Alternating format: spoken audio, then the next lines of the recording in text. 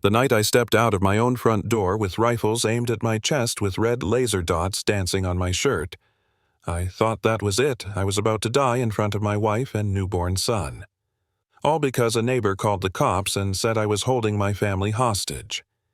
That's how far this nightmare went, and it all started the very day I brought my son home. You know how you picture that moment bringing your first baby into the house. You think about fumbling with the car seat, maybe grandparents waiting inside, maybe just a quiet house filled with new beginnings. I had just finished detailing my Mustang bright red spotless for that triumphant driveway photo in my head.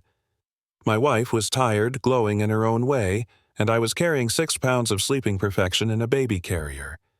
I was ready to feel proud.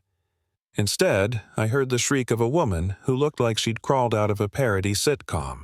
She stormed out of the house across the street, bleach blonde hair fried to a crisp neon green tracksuit stretched to its limit, Starbucks cup clutched like a weapon. And the first words out of her mouth weren't congratulations or welcome. She screamed, "Is that your spawn? You people breed like rats." So loud, my son flinched in his sleep. I froze, holding him tighter, trying to process how my American dream had just been hijacked by the ugliest sentence I'd ever heard in my life. I managed a week. "Excuse me, we live here, this is our son."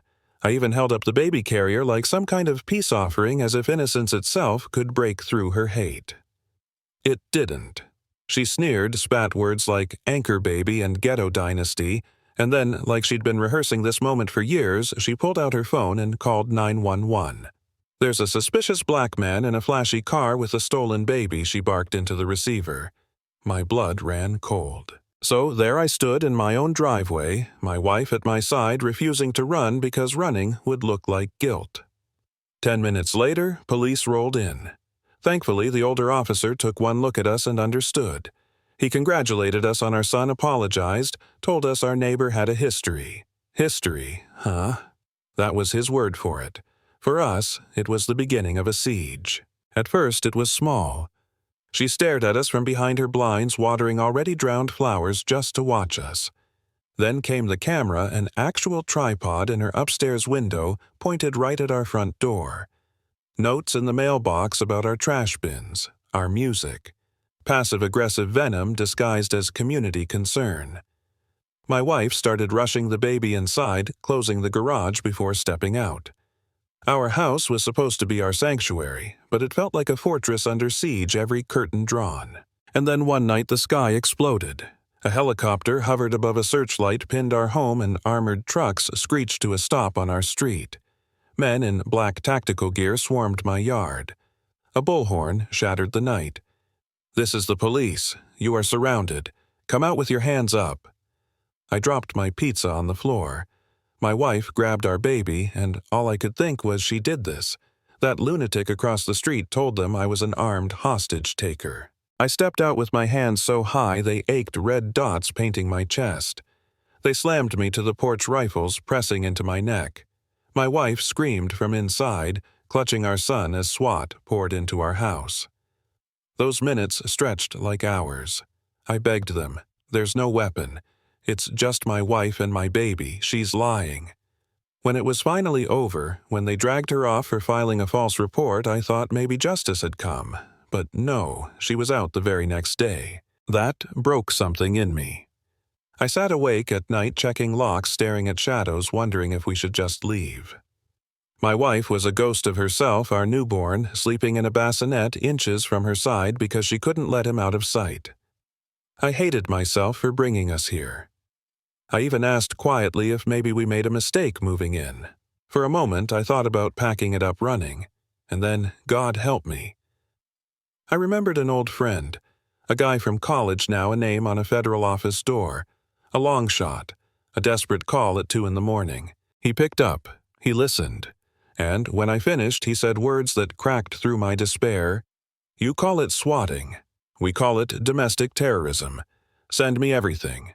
From that moment, I knew the fight wasn't over. We weren't alone. Meanwhile, Karen doubled down. Flyers in the neighborhood accusing us of drugs and gangs, anonymous posts online, twisting the SWAT raid into proof that we were dangerous. And then came the lowest blow, Child Protective Services knocking at our door because of an anonymous tip. They wanted to see my baby interview us like criminals. That was the moment I nearly snapped. How do you prove you're not neglecting your child? How do you prove innocence to a stranger with a clipboard when the whole system feels like it's against you? We hired a lawyer, a bulldog of a woman who looked us straight in the eye and said, "This isn't defense. We're going on the offensive." She buried CPS under affidavits from doctors, family, friends. She filed motions, pulled police records, demanded the truth be seen. And in that hearing, when the supervisor sighed and said, "Case dismissed," I finally felt like maybe the tide had turned. But Karen wasn't done. She never was. One afternoon, my wife screamed from the window. Karen was standing on her lawn, a rifle slung over her shoulder, smiling right at us. My heart stopped. Whether it was a pellet gun or an AR didn't matter. It was a message: I can end you. The local cop who rolled by saw it too, and that image, her in cuffs with that gun on the grass, became the evidence we needed. Court day came. My lawyer laid it all out: the stalking, the cameras, the flyers, the SWAT raid, CPS, the rifle. Karen's lawyer tried to call it a neighborhood dispute. The judge cut him off.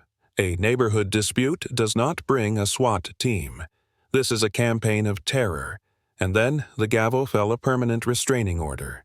Karen had 30 days to move out, barred from contacting us, stripped of the HOA throne she clung to. I should have felt triumphant walking out of that courthouse, but all I felt was hollow.